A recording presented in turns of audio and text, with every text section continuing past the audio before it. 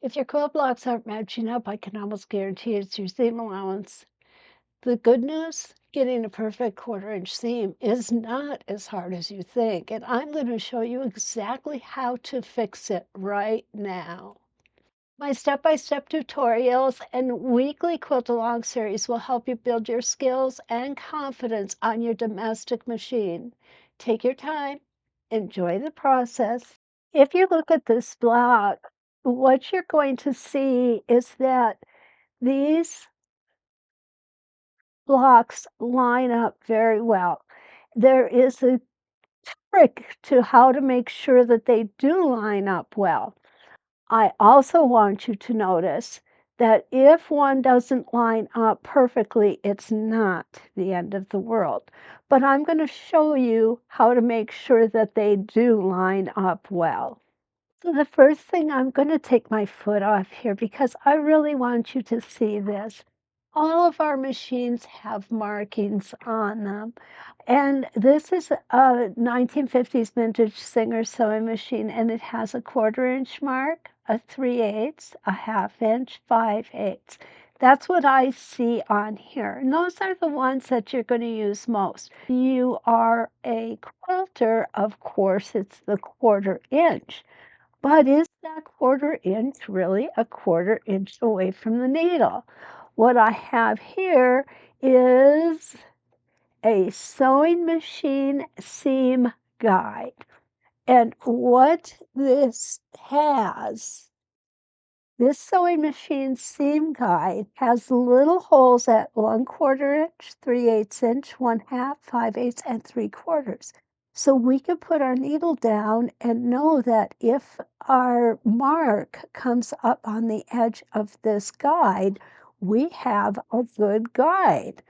Okay, so what I'm going to do is I'm going to go ahead and I'm going to put my needle down right there. And what I hope you can see, I know it's not easy to see, but my 1/4 inch etched guide is perfect according to the seam guide. If it wasn't, it's okay. Sometimes needles can move left or right a little bit. So what I would do in that case, or if you're uncomfortable, worried about not being able to keep it straight going through the seam, is I would take, several layers of just a simple washi tape and make what's called a dam. So what this is it's a little ridge here so that I know I'm getting that perfect seam allowance. And that is a tool that helps us a lot. There are a lot of tools similar to this out on the market, and there's magnetic seam guides. There's seam guides that you can attach to the top of your machine, to the bed of your machine. Whichever one you find works best for you is the one that you should use. Okay, now another way to enhance our chances of getting that perfect seam for our blocks is to make sure prior to stitching our blocks, I'm going to go ahead and pull this back up. Okay, another way to make sure that we've got a good chance of getting those great seam allowances is before we cut our fabric, I like to starch it. That's going to keep the grains of your fabric nice and even. And it's going to ensure that when we cut, we're cutting the same all the way through. What I have here is 3 strips of fabric. Each one is 1.5 inches wide and 4 inches long. And what we're going to do is we're going to test to make sure that our seams are doing a 1/4 inch. There's also another thing that I like to do to enhance the ability to get great seams, and that's to glue baste them. What you would do is you would take and just dab some glue along the side, line up your second piece of fabric, take it to the iron, press it. What that does is it dries the glue so that it doesn't stick to your needle and it doesn't affect your machine's workings at all. Okay, then I'm going to take a leader. Now, the reason I take a leader is because when we first start our pieces, it doesn't have, the needle doesn't have a lot to hold up on. So by doing this, it's going to help us feed that piece of fabric in nice and straight. So I'll get it right to the edge like that with my needle down. And then I'm just going to put my fabric, and in this case, I'm going to put it on the jam that we put up. And I'm going to make sure that as I'm stitching, it's staying right on that jam. So there we go, nice and straight. Now I've detached the leader and I've put it at the bottom, and I'm going to take and do the same in reverse. I'm going to hold my fabric here so that it stays straight. And the leader or the ender, whichever way you want to call it, is going to help us do that. So I'm going to go ahead and stitch off. I'm going to cut my threads off. Now I'm going to open up, and I'm just going to finger press this open for now. We're going to take it to the iron and we are going to press it. Now I hope you remember the difference between pressing and ironing. Pressing is what we do on quilts as we're making them.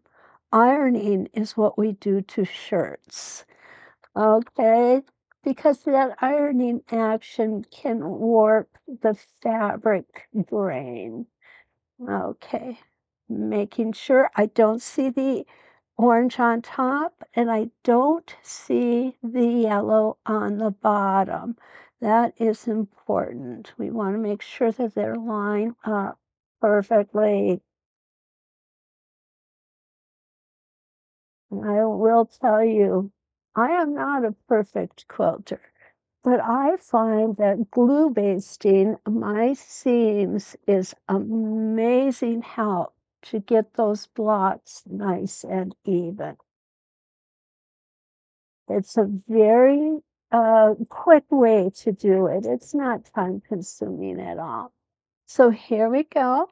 Now, all things being equal, we should have a 1/4 inch seam here and a 1/4 inch seam here, and each of our strips is 1.5 inches, so this strip should measure out at a perfect inch. I'm going to go and press this open, then we're going to come back and we're going to test our theory. We need to do some measuring. If you have a 1-inch ruler, that's ideal. I don't have one. So what I'm going to do is I'm going to take my ruler. I'm going to take one of the markings for this is going to be the 2-inch marking. I'm going to lay it down so that the line on the ruler is running right on top of that seam line. And what you're going to see is that the 3-inch is running right along the opposite seam line. So we have got a perfect 1/4 inch. Now, if you're talking about a scant inch, you probably are going to want the measurement to be a 1/16 to a 32nd of an inch closer to your needle. And then when you come to measure it, it's going to just show those fabrics on the inside of these lines, and that's what the scant 1/4 inch is going to be. So we have made a perfect 1/4 inch seam allowance. If we come here and look at our seam allowance by putting one of the lines of our rulers down on the line of stitching, There it is. Our seam allowance is right at 1/4 of an inch, which is where we want it. Whether you're just learning how to quilt or you've been quilting for years, your seams still need to match up. And I hope this video showed you some practical techniques that you can use on your very next project. No more ripping out stitches, just accurate, beautiful blocks.